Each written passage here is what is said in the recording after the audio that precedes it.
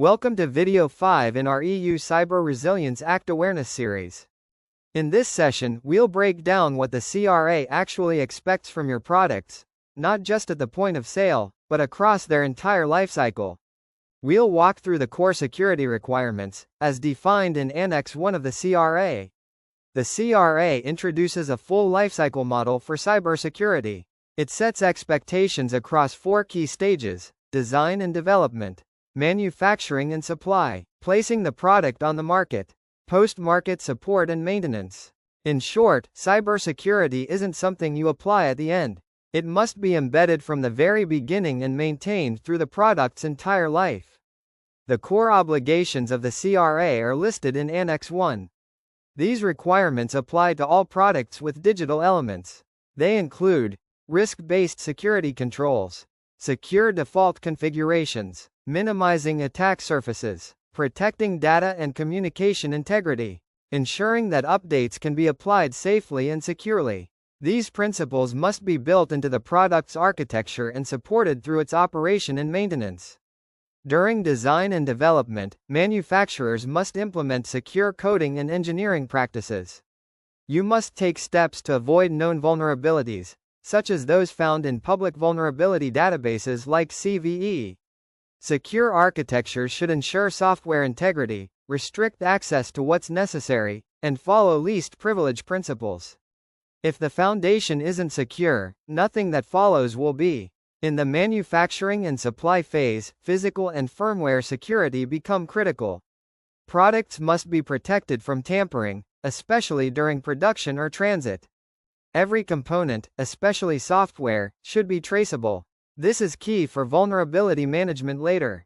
And don't forget, a secure supply chain is part of compliance.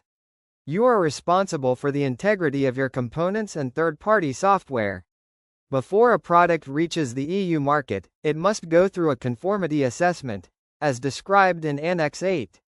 For most products, manufacturers can self-assess.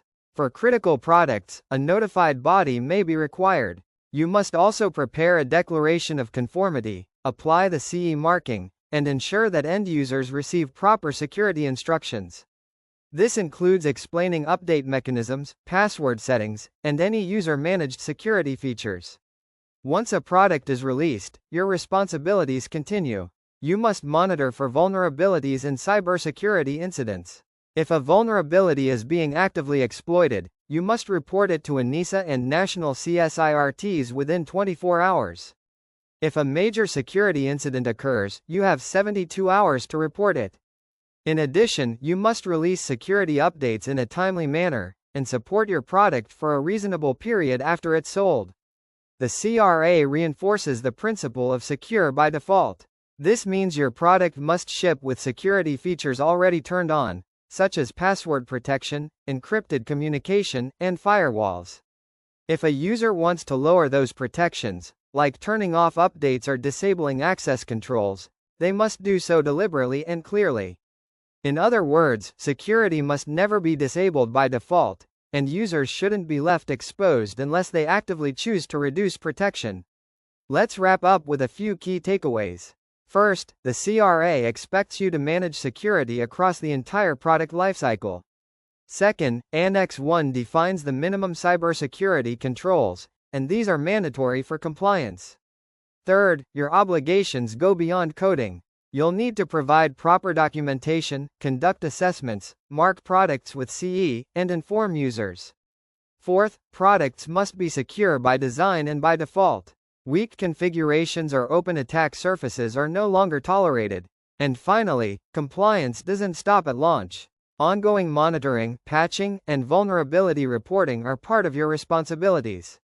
In the next video, we'll dig deeper into the vulnerability handling process under the CRA, and what the 24 and 72-hour notification deadlines really mean. See you there.